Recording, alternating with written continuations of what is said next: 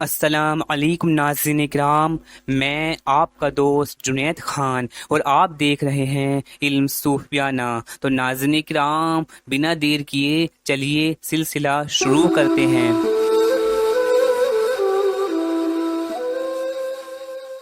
ناظرین کرام، جیسا کہ آپ نے تھمبنیل میں پڑھ ہی لیا ہوگا کہ آج ہم جمعے کے دن کے بارے میں ذکر کریں گے کہ جمعے کا دن عید کا دن کیوں ہے، جمعے کے دن کیا فضیلتیں ہیں، اور جمعے کا دن کے اللہ کے نزدیک کیا مقام و مرتبہ ہے، اور جمعے کے دن کیا خاص عمل و سنتیں ہیں جو ہم کر سکتے ہیں۔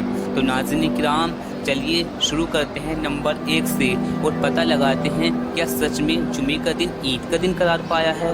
چلیے پتہ لگاتے ہیں حدیث رسول سے کہ حدیث رسول کے کیا الفاظ ہیں جمعے کے بارے میں۔ الفاظ ملاحظہ کیجئے۔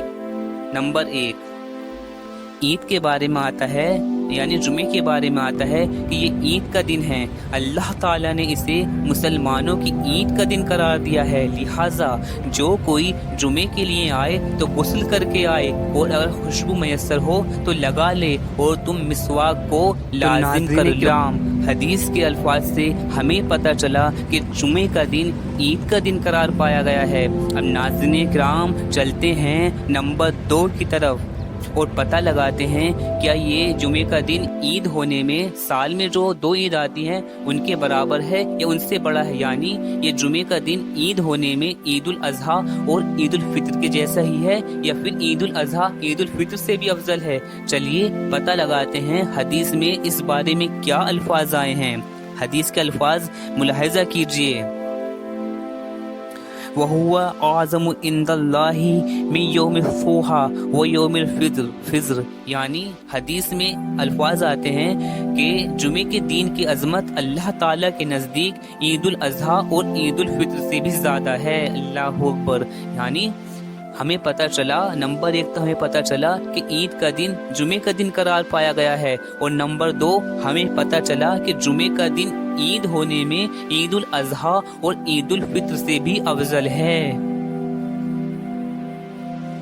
ناظرین کرام، اب چلتے ہیں نمبر 3 کی طرف، کیونکہ ہمیں 2 بات تو کلیئر ہو گئی ہیں۔ نمبر 1 کہ جمعے کا دن عید کا دن قرار پایا گیا ہے، نمبر 2 جمعے کا دن عید ہونے میں عید الاضحیٰ اور عید الفطر سے بھی افضل ہے۔ اب چلتے ہیں نمبر 3 کی طرف اور پتہ لگاتے ہیں آخر ایسا کیا ہے، آخر ایسا اس دن کیا ہوا تھا کہ جمعے کا دن عید الاضحیٰ اور عید الفطر سے بھی افضل ہے۔ چلیے حدیث سے پتہ لگاتے ہیں حدیث کے الفاظ کیا ہیں۔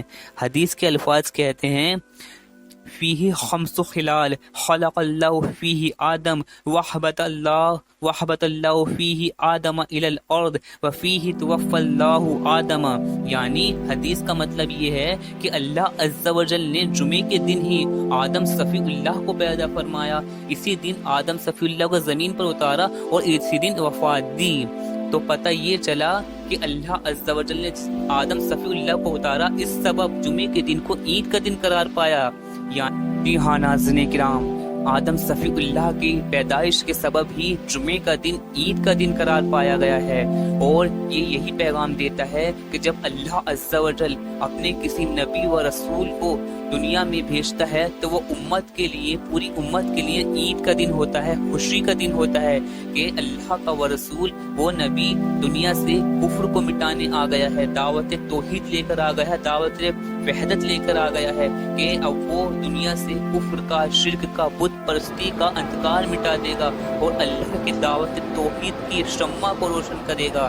تو بس اسی سبب جب آدم صفی اللہ کی پیدائش عید کا دن ہے تو اسی سبب تمام انبیاء کے سردار، رسولوں کے سردار، مختار دو جہاں صلی اللہ تعالی علیہ وسلم کی پیدائش عیدوں کی عید ہے۔ اس تو ناظرین کرام، اب ہمیں جمعے کے متعلق تینوں چیزیں کلیئر ہو چکی ہیں۔ نمبر 1 کہ جمعے کا دن عید کا دن قرار پایا گیا ہے، نمبر 2 جمعے کا دن عید ہونے میں عید الاضحیٰ اور عید الفطر سے بھی افضل ہے، نمبر 3 جمعے کا دن آدم صفی اللہ کی پیدائش کے سبب عید الاضحیٰ عید الفطر سے بھی افضل ہے۔ تو ہمیں تینوں چیزیں کلیئر ہو چکی ہیں۔ اب چلتے ہیں جمعے کے دن کچھ خاص عمل کی، کچھ خاص سنتوں کی جو ہم ادا کر سکتے ہیں۔ تو چلیے ان کے بارے میں پتہ لگاتے ہیں وہ کیا کیا ہیں۔